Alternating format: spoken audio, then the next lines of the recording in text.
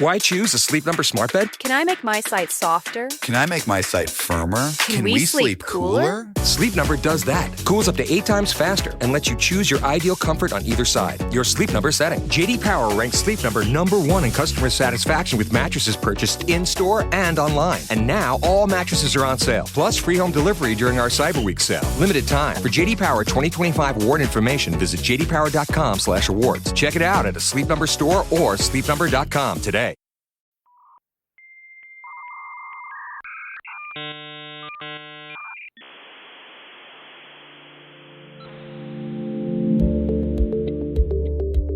Hello, friends. Welcome back to Out of Patience. In the world of science, where logic is sacred and chaos is in charge, things fall apart for reasons no one writes down. When ambition collides with bureaucracy, when brilliance hits a budget ceiling, when the system tells you to quit, one guy stays behind to take notes. So when the bench goes sideways, we send in Oliver Bogler. Here is the latest dispatch from Standard Deviation. Take it away, Oliver.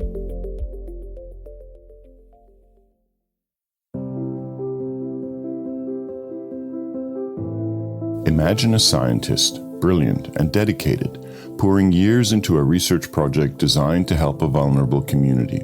Imagine they secure a major grant, only to have it abruptly cancelled, their work stopped, dead in its tracks. Then imagine a reprieve. The grant is reinstated, so no lasting harm, right? Well, not so fast. The damage has been done in terms of the intimidation, in terms of discouraging these certain lines of research that are purported to no longer be priorities for taxpayer money. And there's this sort of atmosphere and environment of fear that's really undermining how people feel going forward.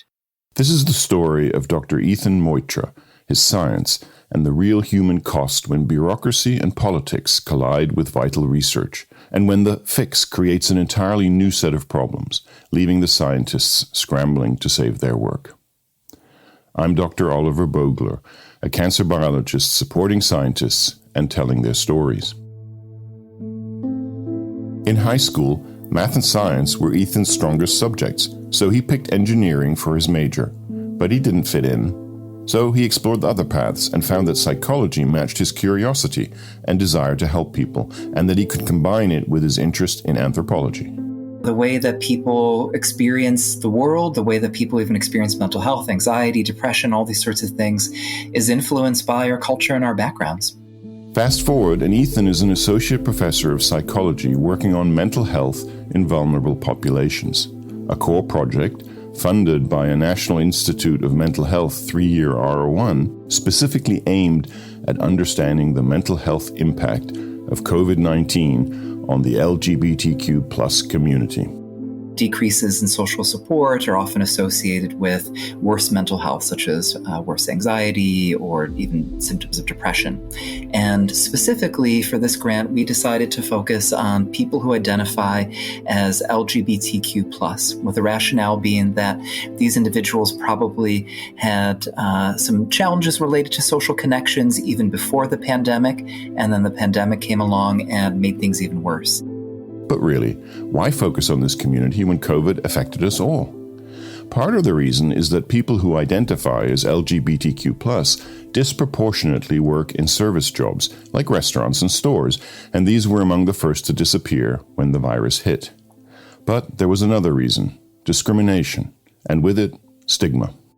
And that stigma can play out in a lot of different ways. Certainly it can be internalized, meaning people themselves feel down on themselves because they identify as gay, or perhaps feel like they're non-binary or transgender identifying. And often this is reflected in social connections. Unfortunately, a lot of people in the LGBT group experience rejection from their family. There's a lot of trauma that can occur for this population that undermines connections.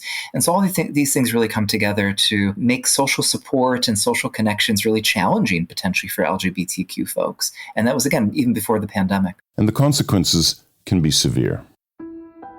So rates of suicide are much higher in LGBTQ populations than the general population. And even within the broad umbrella of LGBTQ, there's certain subgroups there that are even higher. I've seen numbers as high as 50% of people who identify as transgender, non-binary have had serious suicidal ideation at some point in their life. This community needed help, and Ethan and his team developed a study to test if a simple, easily delivered intervention could be beneficial. It was an innovative study, recruiting 240 participants, half randomized, to add counseling to their existing treatments. The counseling that we tested in our study was very brief, just 2 sessions, and our hope was really to see if this very brief counseling would lead to some improvements in mood and anxiety. The work was progressing well, and they were past the halfway point when suddenly everything changed. Ethan remembers every detail. It was a Saturday, a day when he tries not to read work email, but he needed to check on something. He was sitting at his dining room table, his laptop open, when he found it. It turned out that I'd been sent an email sometime after 5 o'clock on Friday, February 28th. There was an attachment, and in so many words, it said, "Your study is terminated because this project no longer aligns with the priorities of the American taxpayers. Stop everything immediately." Ethan recalls how he felt. Just awestruck and totally shocked by this. And I really didn't know what to think about it at first. And it almost kind of felt surreal, like maybe this is a mistake, maybe this is just some threatening thing. But of course, it was so manipulative, even just in terms of the timing. So it was sent after work hours on a Friday and totally out of the blue without any warning. He shared the news with his team and with the leadership at his university, and then he had to wait. And I'll tell you, it was a very long weekend leading up to Monday, just waiting to even kind of figure out if there was anything to do about this. Ethan has always seen himself as an empathetic mental health care professional who provided services to the LGBTQ+ community, an ally even who worked to understand their needs. But now he felt something new. This termination, for the first time in all my work with this group, really made me feel like I was part of this group. And it made me feel like I was experiencing this discrimination in a way that I hadn't before. On Monday, he learned that indeed his federal funding had disappeared. He took stock. The good news was that 180 participants had already finished. But the recruitment goal was not just a made-up number. It was based on careful study design, and stopping short could jeopardize the ability to answer the core question of whether the counseling had worked. I really was anticipating that those last handful of months would be collecting the final survey data from our participants and then really looking at the things we were interested in, examine if our counseling did have a positive impact on anxiety and depression. The human impact was immediate and profound. Team members whose livelihoods depended on the grant were forced to find other work. And then there was the agonizing fact that many of the participants were left in limbo. Ethan filed an appeal, which both defended the science and made another important point. Because in many ways, again, we were so far along in the project to pull the rug out from under us at that point, actually felt like that was actually going to waste taxpayer money because we just had some things to do to wrap up, and that would have been it. As spring turned into summer, everything ground on slowly. Was a period of sadness, of stress, of worry, of upheaval, of wasted time, wasted paperwork time, administrative time. A court case was filed in Boston in which Ethan's grant was mentioned. Months passed with no clear answers until shortly after Independence Day. So good news, but complicated. Ultimately, our grant was reinstated on July 9th, and so roughly 4 months after the termination. My understanding is that we were reinstated because our grant was used as one example in the list of evidence of early terminated or wrongfully terminated grants that was presented to a federal court judge in Boston, who ultimately ruled that these early terminations were unlawful and also discriminatory. This was good news, but before work could resume, the university had to reverse 4 months of shutdown procedures, lots more paperwork, which ate up the rest of July. Another twist, the reinstatement wasn't done in the spirit of setting up Ethan and his team for a smooth completion of the work. The other part of this sort of strange saga was that they kept our original end date. That means they were not getting back the time they had lost. 4 months. 5, if you count July. They couldn't finish everything that needed to be done in 1 month, so they rushed to apply for an extension, which meant even more paperwork. It was eventually granted in mid-September, just a couple of weeks before the government shut down. And so ultimately, things turned out well, and we heard just last week that our no-cost extension was approved. We'll have the ability to work on this project through the end of August 2026. A few of the remaining 60 participants could also still be included. And everybody we contacted was willing. They were supportive and certainly motivated to continue with us and to provide their information. Talk about government efficiency. After being forced to waste the 7 months of March through September, Ethan and the team finally could get back to the science with enough time for data analysis, publication, and sharing their findings with the world. I was pleased and I felt really vindicated in some ways. There's a lot of good there. And there's a lot of good because of actions that others have taken. Not myself, really. I don't take credit for what happened in the federal court case back in June.